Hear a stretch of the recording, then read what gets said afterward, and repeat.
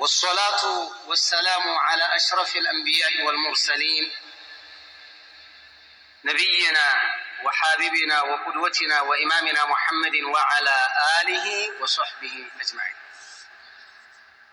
إن شاء الله يزاري ጥያቄና መልስን በተመለከተ አጠር ያሉ إن شاء الله አንደኛ ባለፈው የተወሰነ ያየነው ነው። አንደኛ السلام عليكم ورحمة الله وبركاته. وعليكم السلام ورحمة الله وبركاته. الحمد لله بارك الله فيكم. እህታችን ጥያቄ ነበረኝ። አካባቢውን ባላቀውም ግን ወሎ ውስጥ ነው ወልይ ናቸው የተባልኩት ሲር ያስለቅቃሉ ተብዬ ከአዲስ አበባ ተነስቼ ሄድኩኝ እና ሴቶችም ወንዶችም ቅልቅል ናቸው። ያስለቅቃል የተባለው ሰውዬ የኔን ስም ሳይጠራ የቤተሰቦችን ስም በሙሉ ጠራና ነያለኝ። እኔም ተገርሜ ሄድኩኝ። ሰውየውም ቀራብኝና ማን እንዳደረገብኝ ነገረኝ። ከዛ እንዲህ ያደረጉብሽን መበቀል ከፈለግሽ እረዳሻለሁ አለኝ። ከዛ ጠረጠርኩኝ። አልፈልግም ብዬ ቀጠሮ ሰጥተውኝ ተመለስኩ እና በመሄዴ ወንጀለኛ ነኝ። ባላውቅ ነው የሄድኩት። ሳላውቅ ነው የሄድኩት። ኢንሻአላህ ባረከላሁ ፊክ። እንደዚህ አይነት ያው ሳታቂ ነው የሄድሽው። ሽርኩን ለመተግበር አይደለም። ምናልባት ሽርክ የሰራበት ያሰራብሽ ነገር የለም። ሳታቂ መሄድሽ ይሄ አንድ የሆነ ምክንያት የሚሆንሽ ነገር ነው። ነገር ግን ኃጢአት ነው እንደዚህ አይነት ቦታ ላይ መሄድ። ይችን ያክል መቆየትሽና ያንን ያክል ሲናገር በቦታው ላይ መካፈል ማለት ኃጢአት ነው፣ ወንጀል ነው። ወንጀል ነው። ተውባ ኢላላህ ዐዘ ወጀል። ይህንን በተመለከተ ከነቢይ ዓለይሂ ሰላቱ ወሰላም የመጡ የተለያዩ ሐዲሶች አሉ። ባረከላሁ ፊኩም። አሁን እህታችን ቀርተው ያስለቅቃሉ ከሚል አኳያ ሂደሽ ከሆነ ምናልባት እንደ ሩቃ አህሉ ሱናዎች እንደሚያደርጉት መልካም ነገር ኑሮ ነው በዚህ በቁርአን ቀርተው ምን ያስለቅቁኛል አይነት ከሆነ ይሄ ተሸውደሽ ነው። እሺ ነገር ግን የጥንቆላ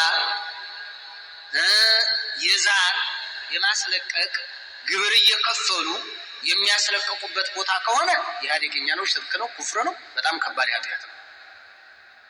ربما አንዳንድ ጊዜ ነብዩ አለይሂ ሰላቱ ወሰላም من اتى عرافا او كاهنا فصدقه فقد كفر بما انزل على محمد።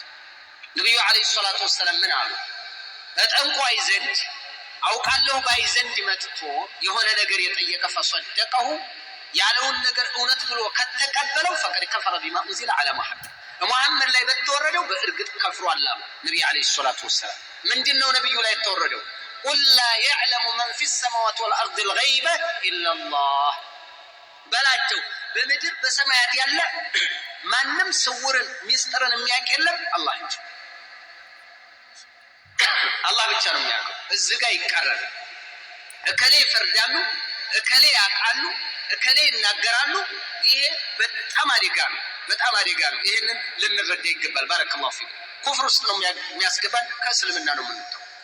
በሌላ ነብዩ አለይሂ ሰላቱ ወሰላም ፊማ ረዋሁ ሙስሊም የገለጹት ሐዲስ አለ። من اتى عرافا ሩቅ አቃለሁ፣ ምስጢር አቃለሁ፣ የውስጥን አቃለሁ ወይ የሆነ ነገር አቃለሁ የሚል አካል ጋር አዋቂ ጋር ሄዶ ፈሰአለሁ عن شيء የሆነ ነገር ምን ትላለህ ስለዚህ ብሎ የጠየቀው ባያምነውም እንኳን የጠየቀው እንደው የሆነ እንደው ልጠይቅ ብሎ ለም تقبل له صلاه 40 ليله የ40 ቀን ሶላቱ ተቀባይነት ያጣል። ነብዩ አለይሂ ሰላቱ ወሰላም ተናግረዋል። ፈሰደቀውማ ከሆነ የክፍር ይከፍራል፣ ከእስልምና ነው የሚወጣው። ግን ባያምነው ከጠየቀው አደጋ ነው። ለመፈተንና ለማዋረድ ከሆነ ደግሞ ምንም ችግር የለም ያሉበት አለ ዑለማዎች። ባረከላሁ ፊክ። እሱን ለመጣል ውድቅ ለማድረግ ከሆነ ለምሳሌ ሼኹል አልባኒ ጋር ሰውየው እኔ ገይብ አውቃለሁ አላቸው ይላሉ። እኔ ገይብ አውቃለሁ። ታውቃለህ ገይብ? አዎ። ሩቅ ታውቃለህ? አዎ። እሺ አታውቅም፣ እኔ አውቃለሁ አለ። አታውቅም፣ አውቃለሁ፣ አታውቅም። እሺ እንከራከር፣ ላለማወቅ መረጃ ልስጥ። እሺ በቃ እንከራከር፣ እንገናኝ። ባይሆን የምከራከርህ ቢሹሩጥ አሉት። መስፈርቶች አሉኝ፣ በእነዛ መስፈርቶች ነው የምከራከርህ አሉት። ወማ ሁና ምንድናቸው እነዛ መስፈርቶች አላቸው። በቃ አታውቅም፣ እዚሁ ጣሉት ማለት ነው። ወደቀ።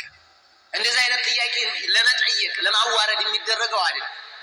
የሆነ ግን አዋቂ ነው ተብሎ ሂዶ መጠየቅ ሶደቀው አው ለም ይصدقው አይቻልም።